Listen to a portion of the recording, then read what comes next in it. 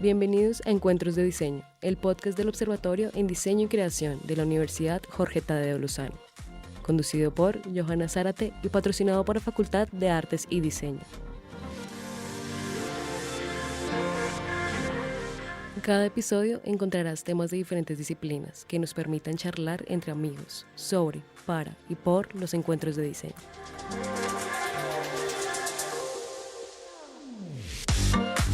Les damos la bienvenida a este episodio de Encuentros de Diseño. Mi nombre es Johanna Zárate, docente e investigadora de diseño y coordinadora del Observatorio en Diseño y Creación de la Facultad de Artes y Diseño de la Universidad Jorge Tadeo Lozano en Colombia. En este nuestro segundo episodio de la 7ª temporada nos acompaña Diego Felipe Ríos Arce. Diego es profesor asociado del área de diseño visual e interactivo, animador y diseñador. Desde lo académico ha trabajado en el desarrollo de programas de formación y currículos en áreas y núcleos relacionados con contenidos audiovisuales, historia de la imagen y comunicación. Desarrolla workshops para festivales audiovisuales como el FISI y la Truca, y en instituciones como la Cinemateca de Bogotá, la Galería Santa Fe. Su trabajo profesional se desarrolla principalmente en animación, graficación y gestión cultural para diferentes instituciones, productoras y colectivos de creación. Es investigador del Grupo de Estudios de la Imagen de la Universidad Jorge Tadeo Lozano. Fue coeditor del Cuaderno de Cine Colombiano sobre animación de la Cinemateca Distrital y es miembro activo de la ASIFA, Asociación Internacional de Films de Animación, Capítulo Colombia, y la Red Latinoamericana de Estudios en Animación Sur a Sur. Bienvenido, Diego. Hola, Joana, ¿cómo vas? Muy bien. En principio, la invitación que te extendimos un poco es porque no hemos hablado de animación en Encuentros de Diseño. Ya llevamos 7 temporadas y creo que estábamos en deuda con nuestra audiencia de hablar sobre animación, ya que hemos hablado sobre otras disciplinas de nuestra facultad. Y en principio queremos poner en contexto sobre el programa de hoy. En esta oportunidad vamos a dialogar contigo como animador colombiano, que además del ejercicio docente y profesional, también te has dedicado a reflexionar sobre la animación en Colombia. Al final de este episodio dejaremos algunos links para que conozcan algunas publicaciones y algunas producciones de Diego que les pueden ayudar a profundizar en este tema. Y sobre estas reflexiones es sobre las que queremos hablar contigo el día de hoy. Diego, en este episodio, como nos vamos a enfocar en la animación en Colombia, dentro de tus aproximaciones, has trabajado algunas investigaciones sobre el tema. ¿Podemos empezar con un breve recuento histórico de los orígenes de la animación en Colombia? Bien, pues evidentemente el audiovisual de alguna manera es un gran universo. Por muchos años trata de distinguirse algo que en principio era conjunto y era las formas del hacer audiovisual. Había una forma de representación directa, es decir, a través de dispositivos que podían captar el movimiento, las situaciones que se registraban, que se actuaban, que transcurrían, y otro pues de manera artificial, bien fuera por dibujos, bien fuera por muñecos, bien fuera por pinturas. Y las dos cosas de alguna manera originalmente eran una sola. En el pasar del tiempo efectivamente pues digamos que se bifurcan y se establecen estas dos maneras de creación audiovisual, la de la imagen real o llamada imagen real, y la de la animación. Y pues eso no es ajeno al proceso colombiano. Cuando llega, digamos, estos procesos a Colombia se dan más bien por accidente. Encontramos, digamos, evidencias de la colorización de una película por allá en la década de los 30 de una bandera colombiana, para dar cuenta que era Colombia, porque pues en ese momento solo había imagen en blanco y negro y no se sabía pues era la bandera de qué país. Entonces en Garras de Oro, en esta película de Pepe Hambria, que era su seudónimo, el realizador, pues toma la decisión de colorear cuadro por cuadro la bandera de Colombia, pues para identificar que estaba haciendo referencia a eso en una película crítica, pues que hablaba un poquito de un qué pasaría si la historia hubiese sido diferente y en este episodio de la historia colombiana, pues Panamá no se hubiera separado del todo de Colombia. También hay otros casos, los Acevedo por ahí haciendo su noticiero hacen una suerte de docudrama en el que recurren al stop motion para hablar del proceso de la guerra entre Colombia y Perú, que obviamente tiene dos finales. para Colombia la guerra la gana Colombia, para Perú la guerra la gana Perú, pero a ciencia cierta cuando se trata de hacer el registro pues del noticiero nacional que se hacía en ese momento en cine, pues se llega tarde, pues una batalla muy corta, realmente no sé si se le podría llamar batalla, entonces lo que se hace es reinterpretar esa situación y para explicar un poquito cómo fueron las movidas cartográficas de esos desplazamientos militares, pues se recurrió a este tipo de recursos del stop motion con barquitos, con dummies que se iban moviendo sobre unos mapas. Eso también, digamos, hacia el final de esa década. Hay un brinco grande, uno empieza a encontrar algunas intenciones de recrear animación, muy influenciados, digamos, por movimientos, sobre todo artísticos. Los artistas eran muy inquietos, sobre todo, digamos, los artistas costeños, todo este movimiento de la intelectualidad caribe liderado por García Márquez y demás, entonces por ahí hay como una pulsión importante por querer tener otra paleta dentro del recurso artístico y ahí llega el audiovisual, ahí llega el cine y por ese lado también llega la animación, pero concretamente yo diría que prácticamente el primer caso datado y como con una constancia y que de alguna manera se convierte como en el pilar de los procesos de animación en el país va a ser Fernando Laverty, que pues originalmente es técnico de televisión, trabaja con televisión nacional en toda la parte de cámaras, en dirección de cinematografía, pues, o de cámaras para televisión.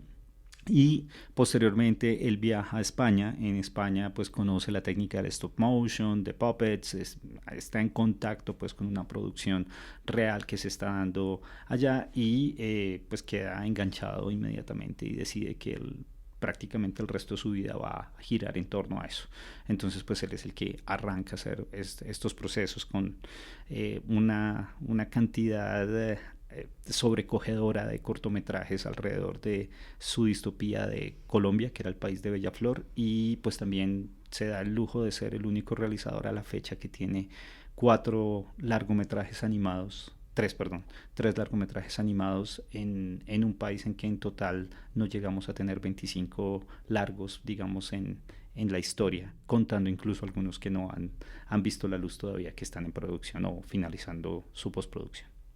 Hablando precisamente de digamos, de este crecimiento paulatino que ha tenido la animación en nuestro país, ¿cómo ves tú el desarrollo que han tenido las producciones animadas en el siglo XXI acá en nuestro contexto?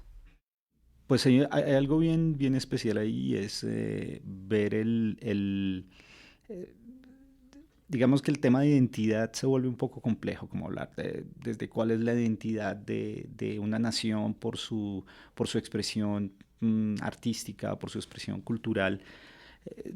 Se vuelve complejo porque muchas veces tratamos de aseverar que ciertos elementos son exclusivos y propios y solamente nuestros y pues después te das cuenta que compartimos muchas más cosas de las que en principio habíamos imaginado.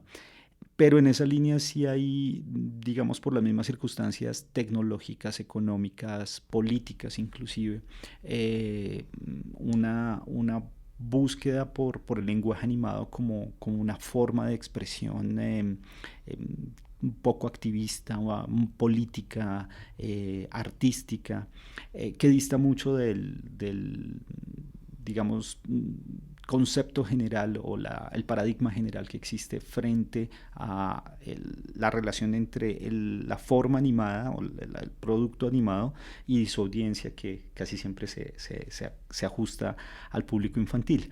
Entonces, en ese orden de ideas, Colombia en eso tenía como una fortaleza importante, incluso desde toda su historia en el siglo XX.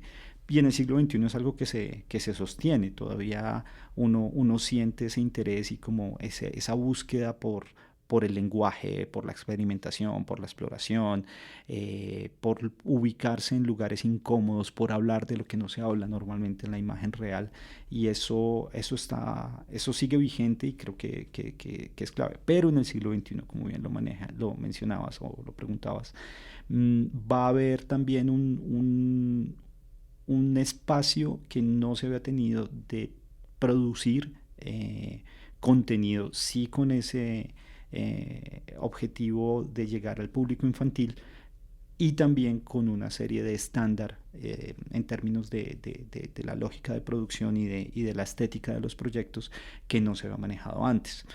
Digamos que el antecedente nacional es muy fuerte en términos publicitarios. Ahí hay mucho trabajo desde el punto de vista publicitario, sobre todo en las últimas 2 décadas del siglo XX. Pero ya para el siglo XXI empieza a haber como una migración hacia los contenidos, empieza a haber una creación de contenido, digamos, infantil, mucho edutainment, pero también otro tipo de contenido que ya incluso empieza a tener miras a público adolescente, a público familiar. Claramente, digamos que se potencia mucho la producción de largometrajes, que fue casi que muy incipiente durante el siglo pasado, y es en el siglo XXI donde digamos que empieza a dinamizarse un poco. Digo un poco porque pues tampoco podemos hablar de que seamos un país que se caracterice por una producción sostenida y pues de gran calado en términos de animación. Con respecto un poco precisamente a esa idea de compararnos con, digamos, de establecer ciertos parámetros con otros lugares de desarrollo en animación, ¿en qué momento o en qué etapa podría decirse que está la animación en Colombia? Cuando hablamos, qué sé yo, de producto, uno piensa que hay un nacimiento, que hay una evolución o crecimiento, que luego hay una madurez, que hay un declive, pero a nivel de la disciplina, por ejemplo, ¿cómo lo ves tú? ¿Estamos iniciando? ¿Ya empezamos a tener un core? ¿Cómo nos ves con respecto a otros lugares? Aquí yo creo que me arriesgaría a lanzar como más una hipótesis que una reflexión, y es que la dependencia que tenemos de los contextos socioculturales, y por el otro lado de la relación tecnológica para la producción de animación, y diría yo que hoy por hoy de audiovisual en general, porque así como te mencionaba al comienzo, siento que la imagen real y la animación estaban muy juntas, muy amalgamadas en su comienzo, y hoy creo que está volviendo a pasar lo mismo, ¿no? Escuchaba y hablábamos en clase muchas veces de esta promoción que se hizo hace un par de años sobre El Rey León, la película de live action, cuando pues, nunca fue una película de live action, ¿no? De hecho fue un remake de una película animada 2D que ahora se hizo en animación CGI, pues con una técnica de modelado y de animación, y etcétera, pues muy sofisticada, pero sigue siendo animación, independiente pues de los gustos y los que preferimos, digamos, la original. Pero más allá de eso, digamos que sí, ya ese reconocimiento, y de hecho se busca mucho eso, intervenciones de procesos de animación en películas de altísimo presupuesto que funcionan en la medida que no te des cuenta del artilugio, no te des cuenta de que está animado y que no. Eso es como una primera instancia. Y ya frente a lo que es Colombia, como te decía, por este anclaje que tiene con la tecnología por un lado, y por el otro lado por las relaciones socioculturales, digamos que cada generación y cada tiempo, digamos, tiene su quehacer de alguna manera, como ya apelando un poquito a nuestro querido Kandinsky cuando decía que la obra de arte es hija de su tiempo. Entonces yo creo que la animación colombiana es muy hija de su tiempo, es decir, va a responder a unos criterios y unos parámetros muy diferentes década a década. De hecho se pueden hacer ese tipo de análisis, aunque no pueden ser tampoco a rajatabla, no es que al pasar la década todo cambia, pero de alguna manera sí tenemos como unas oleadas donde se han venido gestando diferentes procesos. Entonces en este momento creo que la animación colombiana es una animación de muy buena factura, de muy competitiva, digamos, en lo que tiene que ver con cánones y estándares internacionales de producción. Se está produciendo para diferentes productoras a nivel internacional en tercerización. Se hacen contenidos, digamos, con dos lógicas, uno con esa marca de autor muy importante que sin necesariamente ser el objetivo o la única manera de validarlas, pues el reconocimiento que uno empieza a ver en festivales internacionales, festivales de cine, muestras a nivel mundial, pues dice, oiga, sí hay un reconocimiento del trabajo que se está haciendo acá, y se ve y se siente, y creo que eso se ha dado de forma sostenida en los últimos años. Y por el otro lado también hay un contenido, digamos, local.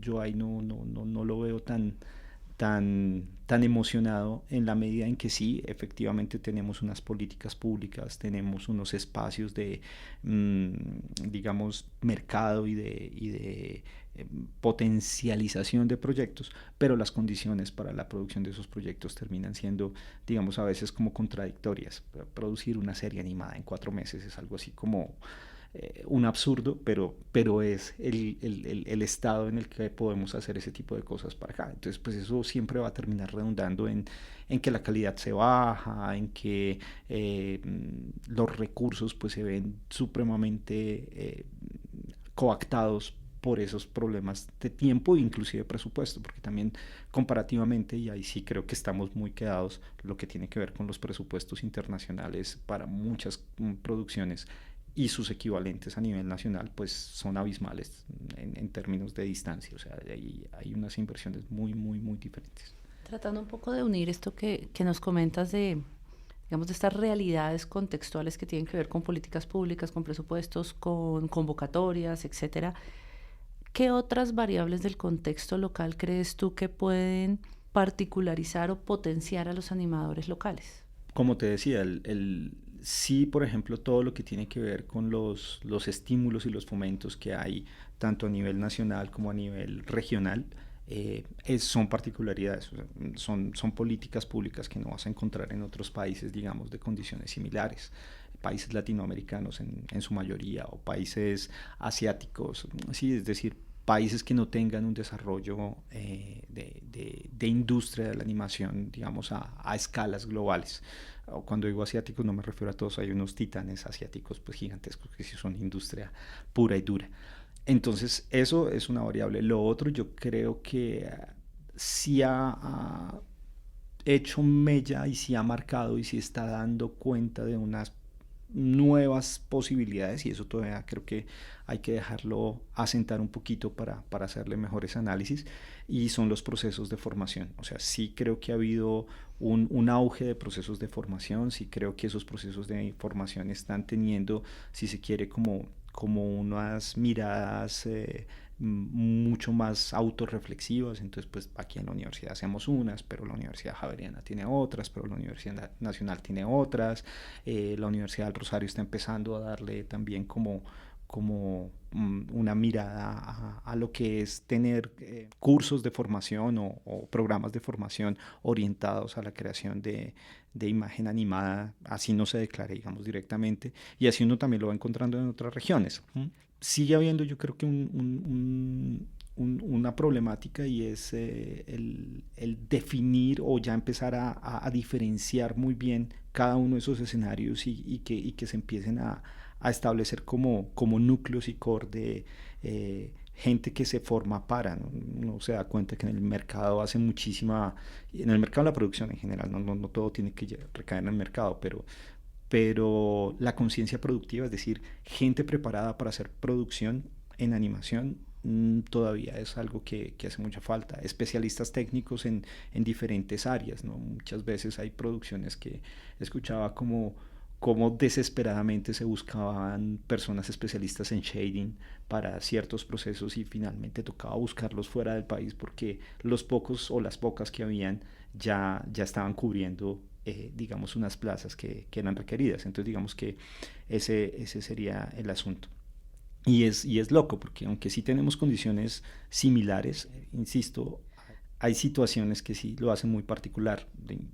Vuelvo a retomar el tema como de la conciencia política detrás de los productores de muchas producciones animadas antes y ahora.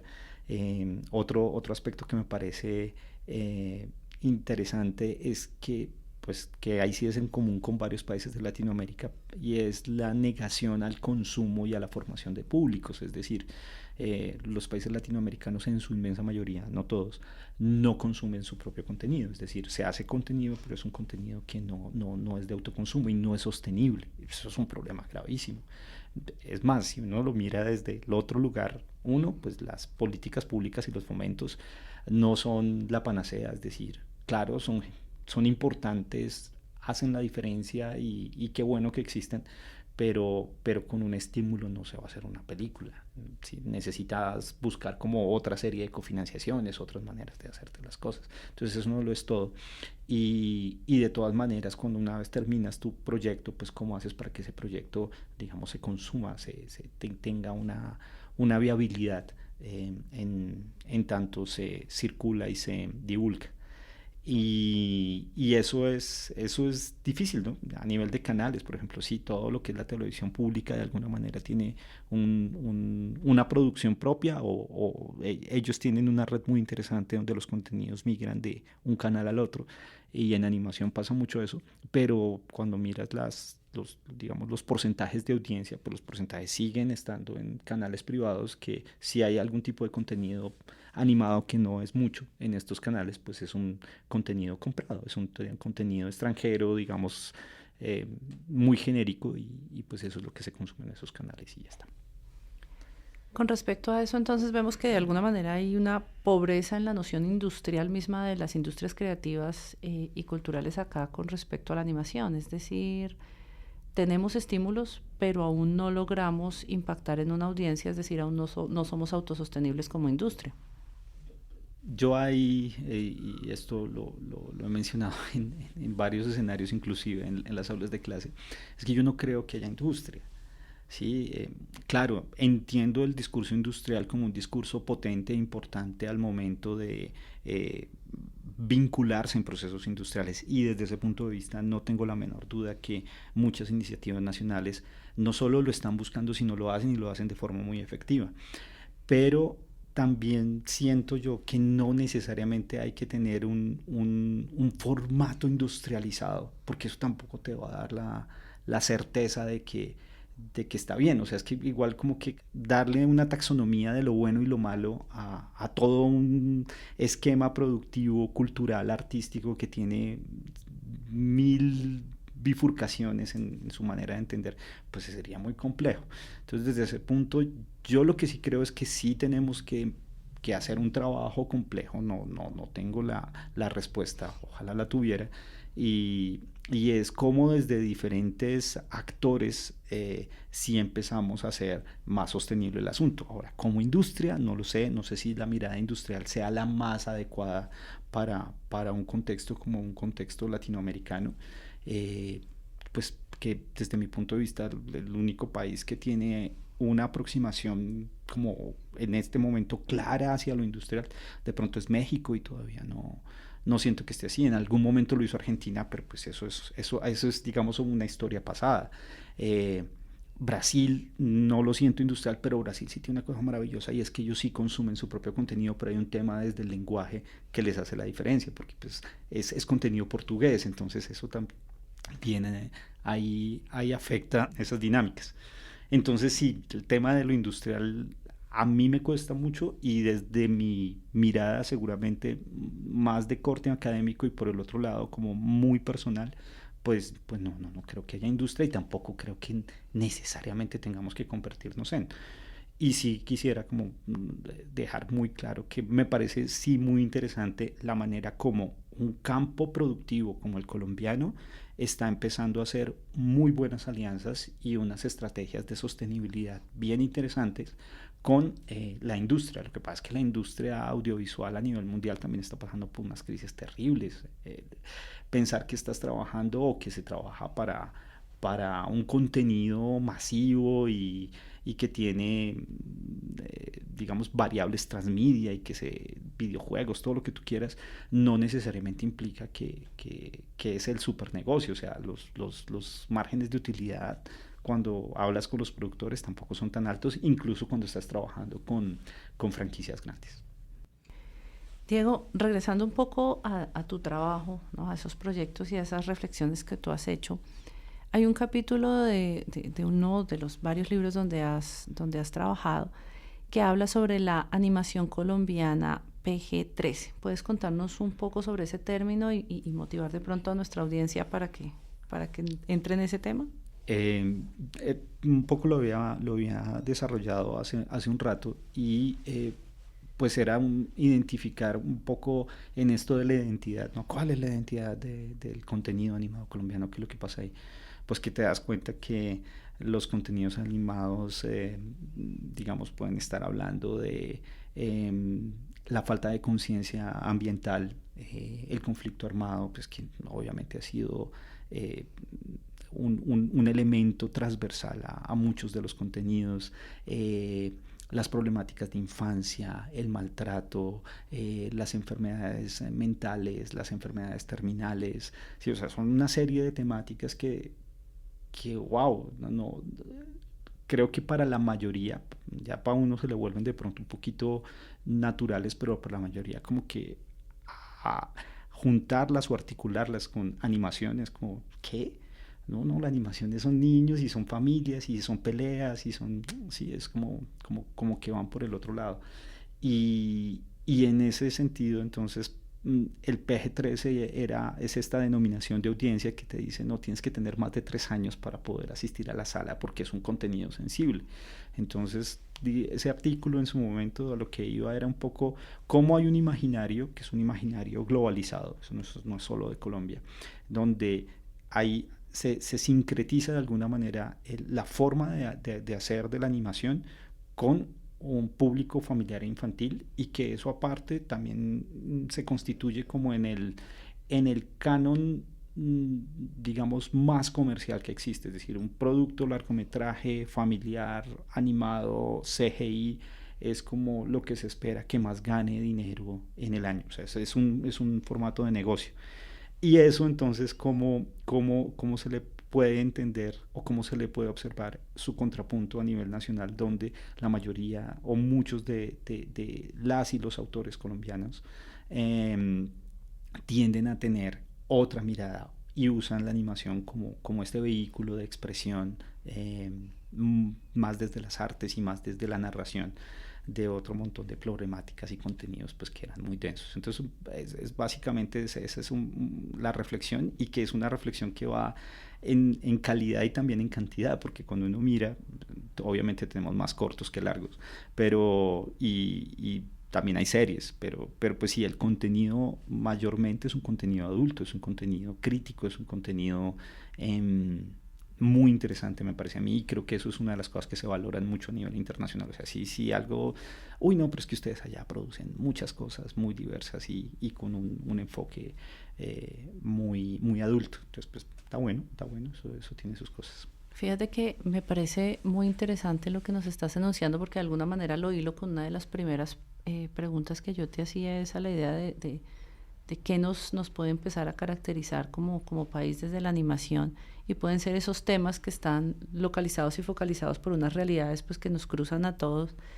Y entiendo yo, la animación puede convertirse en un vehículo mucho más amable de tratar temas tan fuertes como los que ha vivido un país como el nuestro, ¿no? Como no es lo mismo hacer un cortometraje, ¿no? como muy realista, a tratar temas como la violencia, como el maltrato infantil, como muchas cosas que hemos vivido, digamos, narrados desde esos lugares de la representación que la animación permite, y que, como tú dices, se toman como a veces como cosas infantiles. Pasa con el manga, pasa con el anime, que mucha gente cree que porque son dibujos son temas infantiles, y pues se da uno cuenta que finalmente no, también aparecen por unas necesidades sociales y puntuales muy de esos países que tienen que tratar temas que sus jóvenes y adolescentes de otra manera no pueden enfrentar. Entonces yo creo que también nuestros jóvenes encuentran en la animación una manera de enfrentar realidades que posiblemente de otra manera no han logrado enfrentar, y eso puede convertirse, creo yo, en guiones y en temas a tratar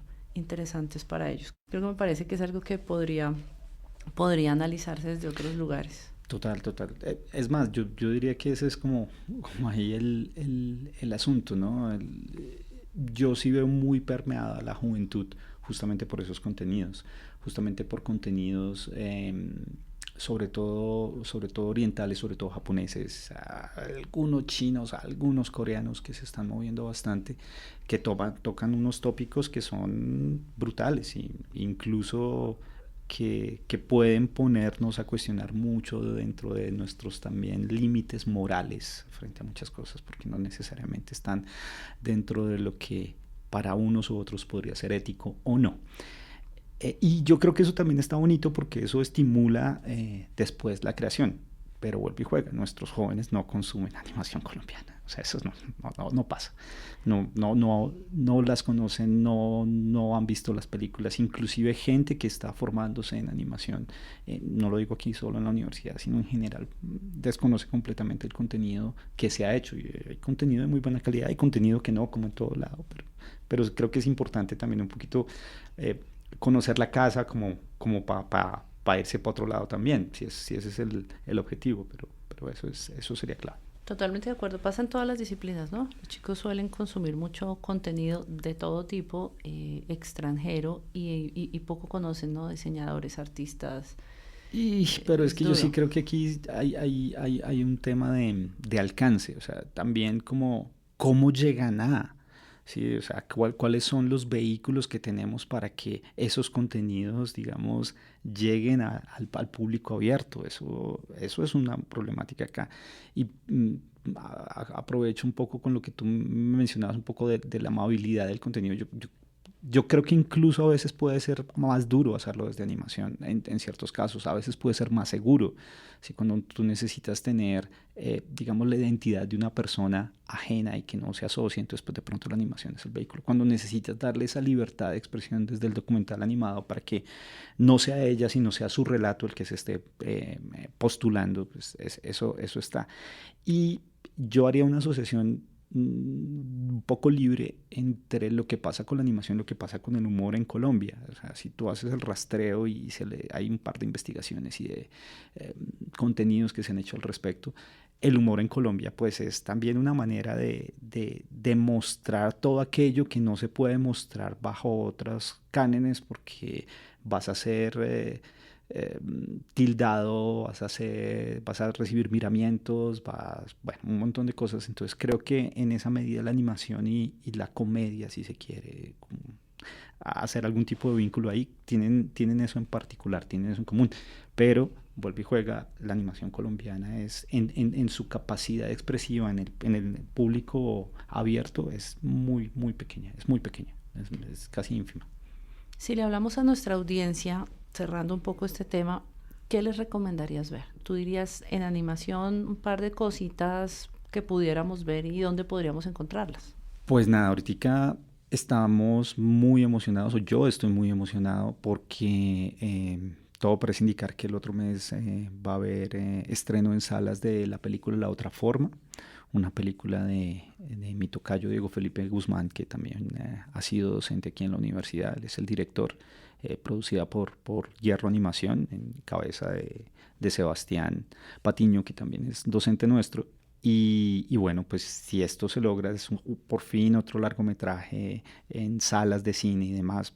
Estábamos muy contentos con lo que había pasado con Virus Tropical y ahora pues que pase esto, está chévere. Desde la universidad, incluso con el Semillero, se hicieron unas participaciones ahí en los procesos de producción y animación de la película, entonces pues es muy emocionante escuchar eso. Estar muy pendientes de los circuitos, digamos, de festivales, los festivales universitarios también, pero pues sobre todo como los festivales regionales y locales que se hacen de productos audiovisuales. También pues muy recomendada, ahorita hay varias películas que están rotando, está en Annecy, se estuvo presentando, incluso con La Otra Forma también se ganó el premio, el cortometraje Reparaciones de Wilson Andrés Borja, también que fue profesor nuestro y ahora es profesor de la Escuela de Diseño de la Universidad Nacional. Por ahí también, entonces sí pueden ver Reparaciones, se ha estado proyectando en la Cinemateca de Bogotá. En la Cinemateca normalmente se pasan bastantes películas y películas nacionales. No sé si vaya a haber algún tipo de coletazo, pero Carla Castañeda y Diego Cortés, ellos curaron una muestra muy bonita que se llama Animación Porosa. Yo creo que esa muestra va a tener de pronto algún tipo de no sé si segunda versión o repetición en este semestre, que es como una muestra, es así no nacional, sino mundial, de contenidos que tienen un fundamento más desde lo plástico. Y bueno, hay muy, muy, muy buenas obras en este momento, rotando. Seguramente este año va a ser un año de estrenos importantes y estar como muy pendientes de los portales, de las redes y de los contenidos que ahí se están gestando. Pero pues pues ahí hay contenido de muy buena calidad y pues valdría mucho la pena estar como muy pendientes de eso. Aquí en la ciudad creo que sí la Cinemateca mueve mucho. Hay un cineclub que se está moviendo ahorita en el programa de realización, lo está manejando con otro de los grandes directores, que es el profesor Rubén Monroy, y que tiene un largometraje importante que hizo con el maestro Carlos Santa de Relatos de Reconciliación, hablando de estos contenidos que tocan temas delicados. Y él con la maestra Sandra Castro están liderando unas muestras audiovisuales que se hacen todos los viernes en las tardes. Entonces pues invitadísimo a seguir las redes ahí como de Anita en Facebook, en Instagram. Yo sé que es más Instagram que Facebook ya, pero sí. Que ahí estamos también publicando las cosas, y también como invitarles muchísimo, tenemos unos Anita Talks, que son charlas con gente que hace producción nacionales e internacionales. Ocurren casi siempre los lunes en la tarde. Ahí está el link de contacto, y es como el espacio para preguntarle también a otros realizadores y a gente que no necesariamente está vinculada con la academia, pues cómo es el asunto, y quien quiera conocer de animación. Creo que cada vez hay más maneras de acercarse a ello, entonces pues en buena hora por eso.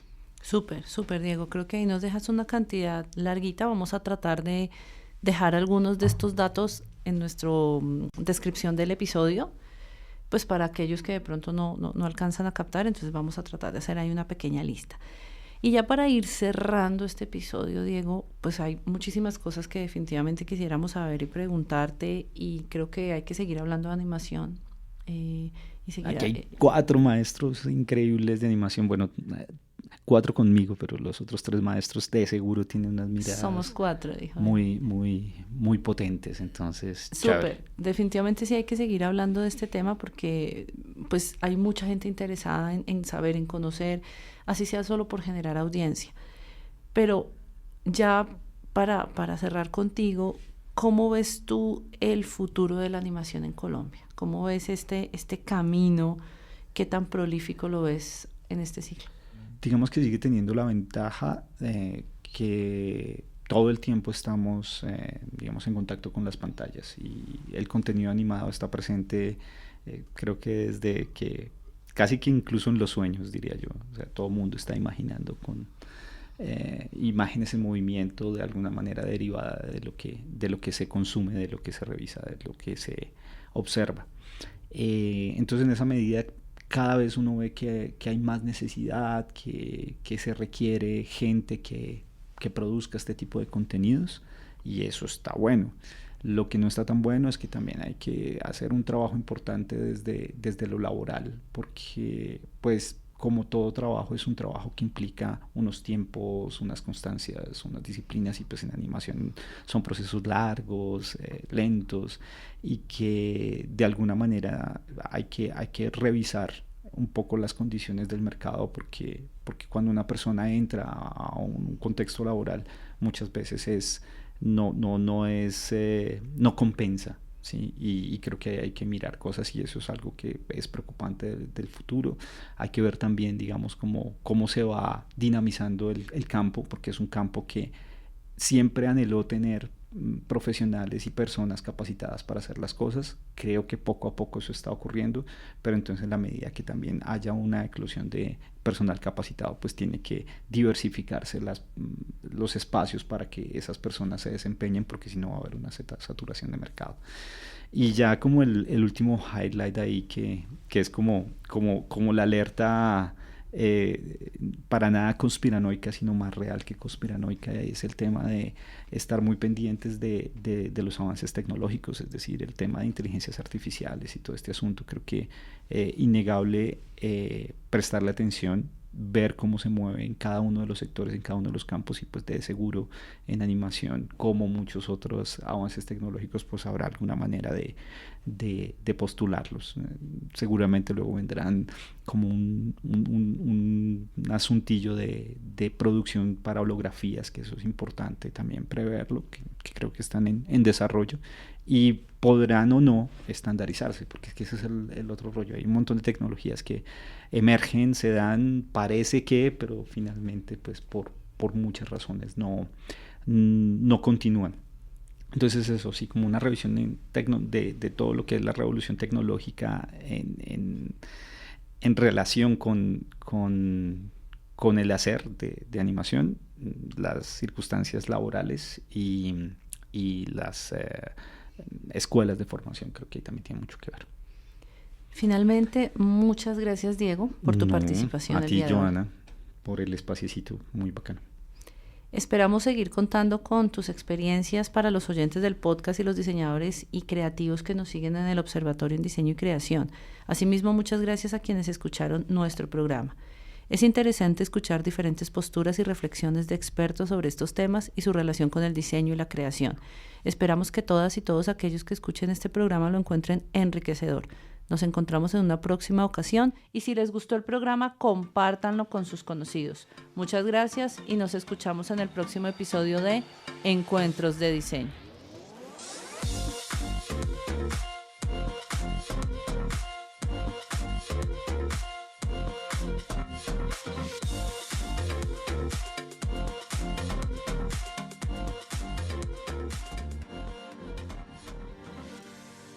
Encuentros de Diseño les da las gracias por escucharnos y los invitamos a buscar nuevos episodios, videos, noticias y más en nuestro micrositio y en nuestras redes sociales como Observatorio en Diseño y Creación.